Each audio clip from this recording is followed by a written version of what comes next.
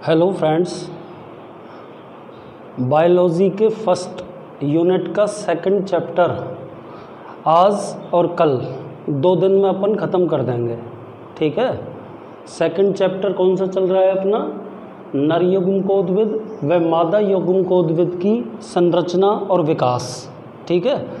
तो इसमें आज अपन सबसे पहले पढ़ेंगे बीजांड की संरचना।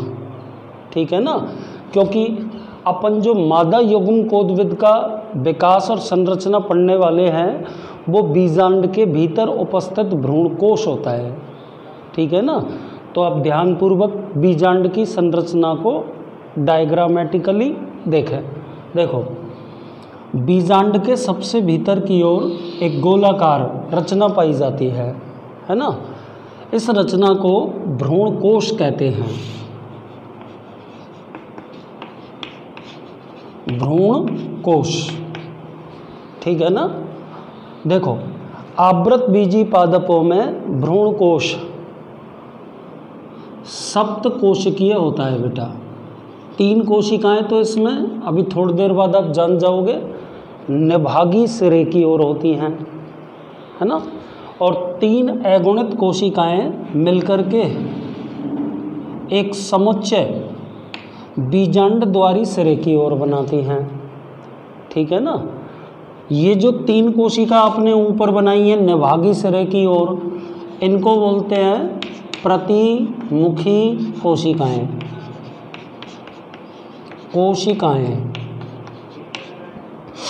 और जो ये 3 कोशिका आपने बीजांड द्वारी सिरे की ओर बनाई हैं, इन कोशिकाओं को सम्मिलित रूप से अपन बोलते हैं अंड समुच्चय। अंड समुच्चय। ठीक है ना।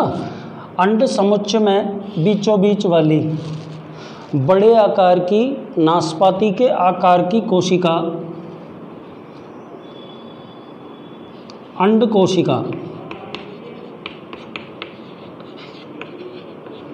या मादा युग्मक कहलाती है। ठीक है ना। और ये साइड वाली दोनों कोशिकाएं सहायक कोशिका कहलाती हैं। ठीक है ना। आगे चलिए। प्रतिमुखी कोशिकाएं भी अगुणित होती हैं और अंड कोशिका या मादा युग्मक एवं सहायक कोशिका ये भी अगुणित होती हैं। ठीक है ना। आगे चलिए। भ्रूण कोश के बीचों बीच में एक केंद्रीय कोशिका पाई जाती है ना। आपको आगे भ्रूण कोश के परिवर्धन में बताऊंगा कि ये जो कोशिका होती है ये द्विगुणित होती है। इसको अपन केंद्रीय कोशिका या द्वितीयक केंद्रक कह सकते हैं। ये कोशिका द्विगुणित होती है। ठीक है ना। तो आपको मैंने बताया कि आवृत बीजी पादपों का भ्रूणकोश आपके सामने बना हुआ है, सप्त कोशिकीय होता है, जिसमें 3 कोशिकाएं, 3 अगुणित कोशिकाएं निभागी सिरे की ओर और 3 अगुणित कोशिकाओं का समूह बीजांड द्वारी सिरे की ओर होता है। निभागी सिरे की ओर उपस्थित कोशिकाओं को प्रतिमुखी कोशिकाएं कहते हैं तथा बीजांड द्वारी सिरे की ओर उपस्थित कोशिकाओं के समुच्चय को अंड समुच्चय कहते हैं। अंड समुच्चय में उपस्थित बीच वाली नाशपाती के आकार की बड़ी कोशिका अंड कोशिका या मादा युग्मक कहलाती है और अंड कोशिका के दोनों साइड में 2 अगुणित सहायक कोशिकाएं उपस्थित होती हैं। इन कोशिकाओं के अलावा भ्रूण कोश के केंद्रीय भाग में एक द्विगुणित केंद्रीय कोशिका पाई जाती है, जिसे द्वितीयक केंद्रक भी कहते हैं। ये तो भ्रूण कोश हो गया और इसी भ्रूण कोश को अपन मादा युग्मकोद्भिद कहते हैं। आगे अपन इसका विकास पढ़ेंगे। ठीक है ना। आगे चलिए।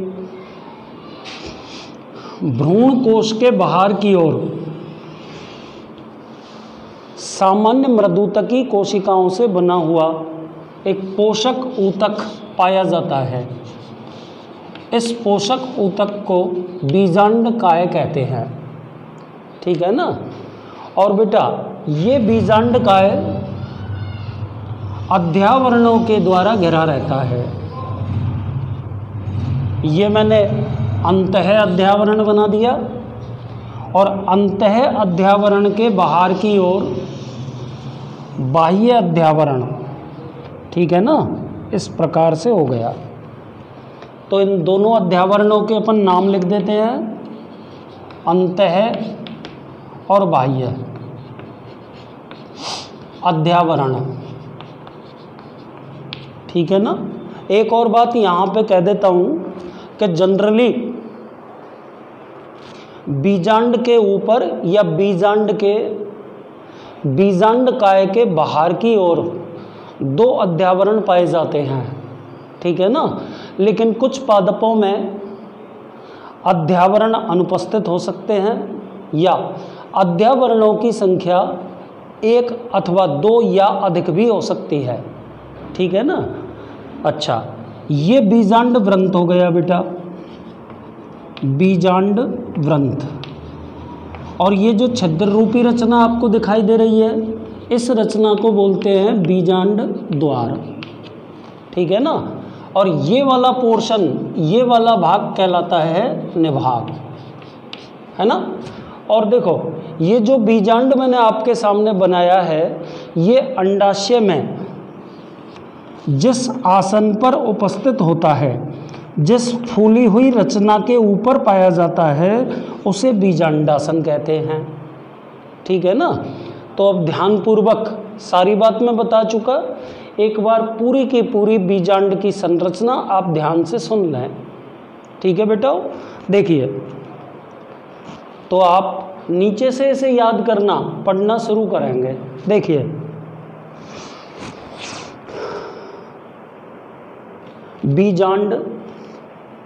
बीजांड व्रंत द्वारा बीजांडासन से जुड़ा रहता है। बीजांड व्रंत के जिस बिंदु पर, ये वाला बिंदु है, इसको लिख देता हूं मैं हाइलम या नाभिका। बीजांड व्रंत के जिस बिंदु पर बीजांड उपस्थित होता है, उसे हाइलम या नाभिका कहते हैं। ठीक है ना। अब यहाँ से शुरू कर दो। क्लियर, ध्यान से समझना। बीजांड के बीचों बीच में एक गोलाकार संरचना पाई जाती है जो बीजांडकाय में धसी रहती है। इस संरचना को भ्रूणकोश कहते हैं।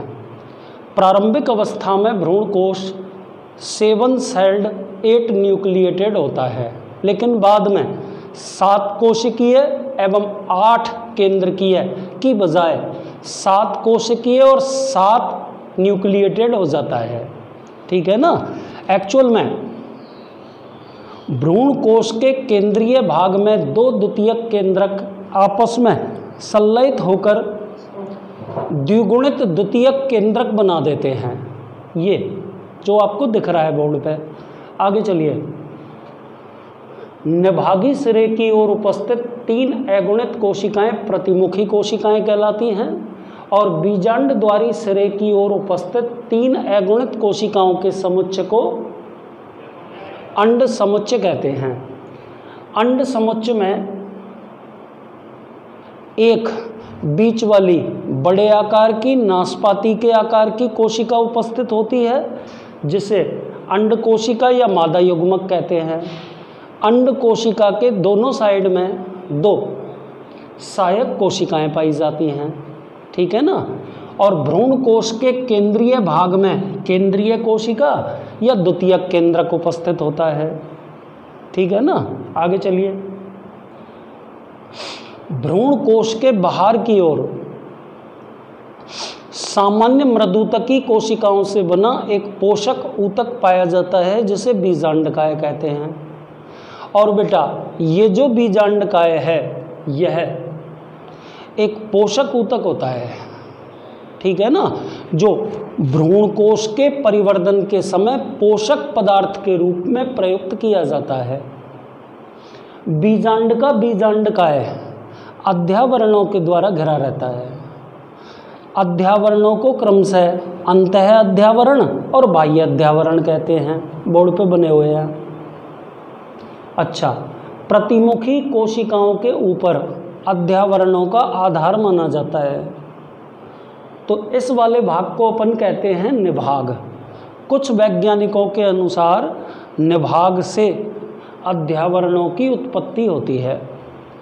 एंड लास्ट में बेटा मैं बीजांड द्वार के बारे में बता दूंगा। क्या बोल दूंगा मैं बीजांड द्वार के बारे में? बीजांड में एक स्थान ऐसा पाया जाता है जहां पर अध्यावरणों के द्वारा बीजांडकाय या बीजांड ढका हुआ नहीं रहता है।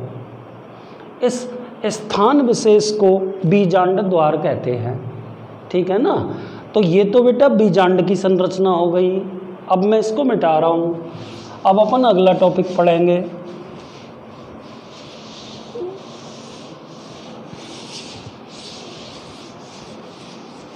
ध्यान से सुनना। देखिए, गुरु बीजाणु जनन।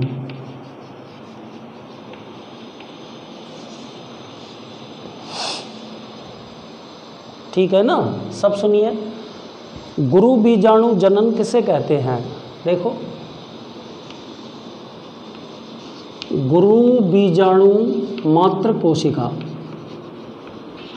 ठीक है, ये एक द्विगुणित कोशिका होती है।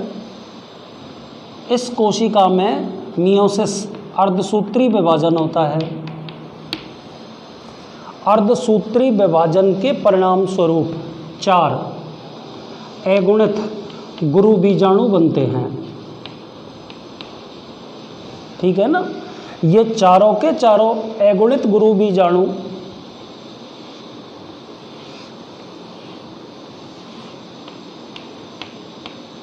एक रेखिक चतुष्क के रूप में व्यवस्थित रहते हैं।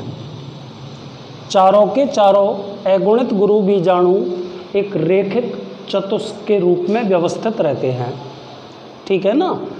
आगे अपन पढ़ेंगे। देखिए, इनमें से केवल एक गुरु बीजाणु जो कि निभाग की तरफ उपस्थित होता है सक्रिय रहता है। शेष 3 गुरु बीजाणु परिवर्धन की प्रक्रिया के दौरान नष्ट हो जाते हैं। या आप ये कह सकते हैं कि इन 4 गुरु बीजाणुओं में से बीजांड द्वारी सिरे की ओर पाए जाने वाले 3 अगुणित गुरु बीजाणु सक्रिय गुरु बीजाणु द्वारा पोषण हेतु प्रयुक्त कर लिए जाते हैं। बैठ गया आपके समझ में? अच्छा, ये जो सक्रिय गुरु बीजाणु है, यही सक्रिय गुरु बीजाणु आगे जाके भ्रूण कोश या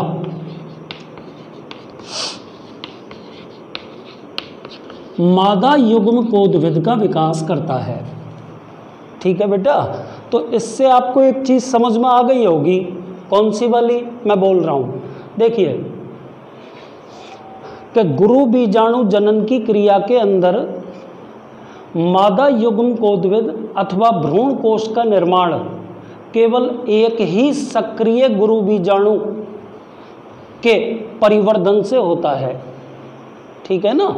अतः इस प्रकार के विकास को एक बीजाणुज या मोनोस्पोरिक डेवलपमेंट कहते हैं।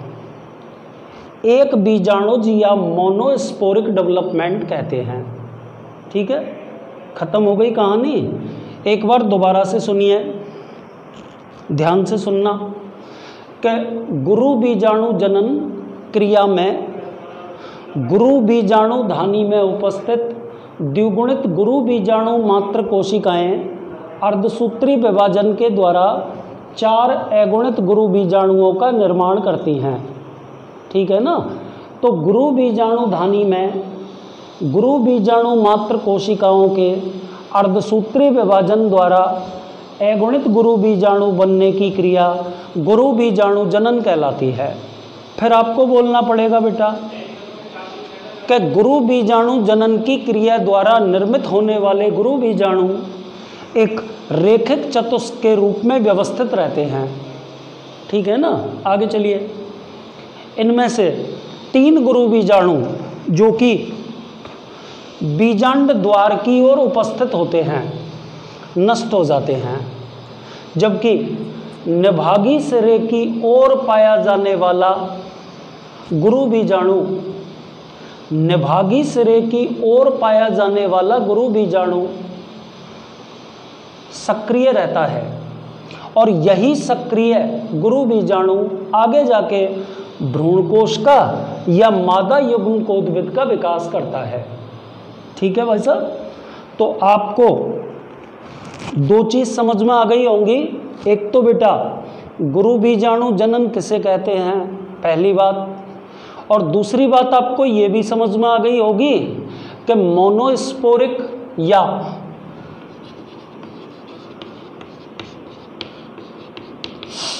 एक बीजाणुज विकास से आप क्या समझते हैं। तो जरा मुझे बताना कि एक बीजाणुज विकास से आप क्या समझते हैं। मैं बताता हूँ आपको। इसमें बताना पड़ेगा कि गुरु बीजाणु जनन की क्रिया में एक गुरु बीजाणु मात्र कोशिका के अर्धसूत्री विभाजन से निर्मित 4 गुरु बीजाणुओं में से केवल निभागी सिरे वाला गुरु बीजाणु ही सक्रिय रहता है और यही एक सक्रिय गुरु बीजाणु आगे विकसित होकर के भ्रूण कोश या मादा युग्मकोद्भिद का विकास करता है। तो आप क्या कह सकते हैं बेटा कि चूंकि भ्रूणकोश अथवा मादा युग्मकोद्भिद का विकास केवल एक ही सक्रिय गुरु बीजाणु से होता है, एक ही सक्रिय गुरु बीजाणु से होता है। ठीक है, अतः इस प्रकार के विकास को या इस प्रकार के डेवलपमेंट को एक बीजाणुज या मोनोस्पोरिक डेवलपमेंट कहते हैं। हो गया भाई साहब, आगे चलिए। अब अपन पढ़ते हैं अगला हेडिंग। अगला हेडिंग क्या है बेटा,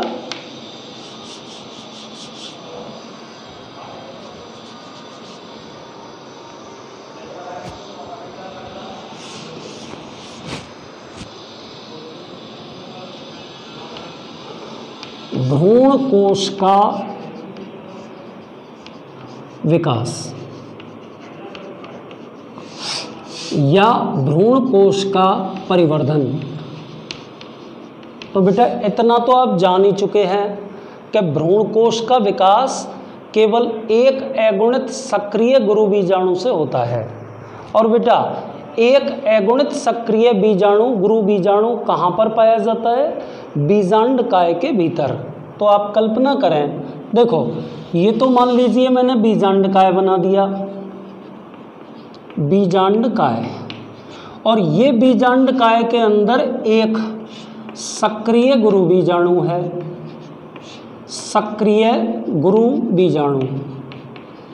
ठीक है ना भाई साहब। अब आगे चलिए, बीजांड काय के भीतर सक्रिय गुरु बीजाणु। ठीक है, आगे चलिए। देखो सबसे पहले क्या होता है कि यह गुरु बीजाणु अपने आकार और आयतन में वृद्धि करता है। मान के चलिए इसका आकार इतना बड़ा हो गया, मान लीजिए, है ना। तो आकार और आयतन में वृद्धि करने से यह बीजांड काय के अधिकांश भाग को घेर लेता है, बीजांड काय के अधिकांश भाग को घेर लेता है। ठीक है ना। अब इसके भीतर अनेक छोटी छोटी रिक्तकाएं विकसित हो जाती हैं। ये छोटी छोटी रिक्तकाएं आपस में मिलकर के एक बड़ी रिक्तका बना देती हैं। अब क्या होगा बेटा, देखो इधर, मान लो ये तो मैंने बीजांड काय बना रखा है और बीजांड काय में ये वो सक्रिय गुरु बीजाणु है। ठीक है ना। अब सुनिए आप, अब गुरु बीजाणु का अगुणित केंद्रक 3 बार समसूत्री विभाजन की क्रिया करता है, ठीक है ना। और समसूत्री विभाजन की क्रिया द्वारा कुल 8 केंद्रकों का विकास कर देता है। तो अब आप थोड़ा सा ध्यान से सुनना। तो बेटा वापस से कह रहा हूं कि बीजांड काय में उपस्थित गुरु बीजाणु आकार और आयतन में वृद्धि करता है, बीजांड काय के अधिकांश भाग को घेर लेता है, ठीक है ना। आगे चलिए। तत्पश्चात गुरु बीजाणु का केंद्रक समसूत्री विभाजन के द्वारा, प्रथम समसूत्री विभाजन के द्वारा 2 नए केंद्रकों का विकास करता है, ठीक है ना। ये दोनों केंद्रक, 2 केंद्रक बन गए, एक प्रथम समसूत्री विभाजन के द्वारा। ये दोनों केंद्रक रिक्तिकाओं के दीर्घीकरण के कारण विपरीत ध्रुवों पर पहुंच जाते हैं। एक इस ध्रुव पर आ जाएगा, दूसरा इस ध्रुव पर आ जाएगा। अब बेटा इनको ध्रुवीय केंद्रक कहते हैं। मुझे बताइए कि प्रत्येक ध्रुव पर केंद्रकों की संख्या कितनी हो गई बेटा? 1, है ना। आगे चलिए। अब ध्रुवों पर उपस्थित दोनों केंद्रकों में पुनः एक बार समसूत्री विभाजन हो जाता है। परिणाम स्वरूप दोनों ध्रुवों पर केंद्रकों की संख्या 2-2 हो जाती है, ठीक है ना। तो प्रत्येक ध्रुव पर कितने ध्रुवीय केंद्रक बन गए? 2-2। इसके बाद एक बार पुनः प्रत्येक ध्रुव पर उपस्थित दोनों केंद्रकों में समसूत्री विभाजन होता है। परिणाम स्वरूप प्रत्येक ध्रुव के ऊपर 4 केंद्रक निर्मित हो जाते हैं, ठीक है ना। जब ध्रुवों पर 4 केंद्रक निर्मित हो जाते हैं तो कोशिका भित्ति के निर्माण की प्रक्रिया शुरू हो जाती है, ठीक है ना। और 1 मिनट सुन लो, उससे पहले का एक स्टेप बताइए मुझे। गुरु बीजाणु के दोनों ध्रुवों पर कितने कितने केंद्रक विकसित हो गए? 4-4। अब बेटा दोनों में से एक एक केंद्रक ध्रुव से कोशिका के मध्य भाग में आ जाते हैं, ठीक है ना। अब कोशिका भित्ति के निर्माण की प्रक्रिया शुरू होती है। कोशिका भित्ति के निर्माण की प्रक्रिया शुरू होने से 3 अगुणित कोशिकाएं निभागी सिरे की ओर, 3 अगुणित कोशिकाएं बीजांडद्वारी सिरे की ओर निर्मित हो जाती हैं, ठीक है ना। थोड़ी देर पहले आपको बीजांड की संरचना में जब भ्रूण कोश के बारे में मैंने बताया था तो मैंने बोला था कि निभागी सिरे की ओर उपस्थित 3 अगुणित कोशिकाएं प्रतिमुखी कोशिकाएं कहलाती हैं। बीजांड द्वारी सिरे की ओर उपस्थित 3 अगुणित कोशिकाएं अंड समुच्चय कहलाती हैं। और बेटा बीच में जो ये ध्रुवीय केंद्रक आपको दिख रहे हैं 2, इनके चारों तरफ भी कोशिका भित्ति का निर्माण हो जाता है और दोनों ध्रुवीय केंद्रक परस्पर संयुक्त होकर के एक द्विगुणित द्वितीयक केंद्रक का विकास करते हैं। सुन लिया? तो मेरे हिसाब से आप समझ गए होंगे। क्या समझ गए होंगे? 2 बातें। एक तो बेटा भ्रूण कोश अथवा मादा युग्मकोद्भिद का विकास एक गुरु बीजाणु के सक्रिय होने से होता है, ठीक है ना। अतः इस प्रकार के डेवलपमेंट को मोनोस्पोरिक डेवलपमेंट या एक बीजाणुज विकास कहते हैं। दूसरी बात आप क्या समझ गए होंगे? दूसरी बात आप ये समझ गए होंगे बेटा कि आवृत बीजी पादपों में पॉलीगोनम प्रकार का भ्रूणकोश पाया जाता है, ठीक है ना, जिसकी प्रारंभिक अवस्था में 7 कोशिकाएं और 8 केंद्रक उपस्थित होते हैं, ठीक है ना। लेकिन बाद में कोशिकाओं की संख्या तो 7 रहती है, लेकिन केंद्र में पाए जाने वाले दोनों ध्रुवीय केंद्रक परस्पर संयोजित होकर बेटा एक द्वितीयक केंद्रक बना देते हैं, ठीक है ना। तो इस प्रकार भ्रूण कोश का एक सक्रिय गुरु बीजाणु से विकास हो जाता है। और आप गौर करना बेटा कि भ्रूण कोश को ही मादा युग्मकोद्भिद कहते हैं। अब एक बार सुनो आप, भ्रूण कोश के परिवर्धन की प्रक्रिया को मैं एक बार फिर से कह रहा हूं, थोड़ा सा दिमाग लगा के सोचना, कुछ भी नहीं है। देखो, भ्रूण कोश अथवा मादा युग्मकोद्भिद का विकास केवल एक ही सक्रिय गुरु बीजाणु से होता है। अतः इस प्रकार के विकास को एक बीजाणुज या मोनोस्पोरिक डेवलपमेंट कहते हैं। दूसरी बात बेटा, क्या होगा, बीजांडकाय के भीतर उपस्थित सक्रिय गुरु बीजाणु पहले आकार और आयतन में वृद्धि करता है, जिससे बीजांडकाय का अधिकांश भाग सक्रिय गुरु बीजाणु के द्वारा घेर लिया जाता है। इसमें अनेक छोटी छोटी रिक्तकाएं विकसित हो जाती हैं जो बाद में आपस में जुड़ जाती हैं। आगे चलिए बेटा, सक्रिय अगुणित गुरु बीजाणु का केंद्रक समसूत्री विभाजन के द्वारा 2 केंद्रकों का विकास करता है। रिक्तिकाओं के दीर्घीकरण के कारण दोनों केंद्रक विपरीत ध्रुवों पर पहुंच जाते हैं। अब इन्हें बेटा ध्रुवीय केंद्रक कहते हैं। तो प्रत्येक ध्रुव पर उपस्थित एक एक ध्रुवीय केंद्रक में 2 बार पुनः समसूत्री विभाजन होते हैं। परिणाम स्वरूप प्रत्येक ध्रुव पर केंद्रकों की संख्या कितनी, 4 हो जाती है। अब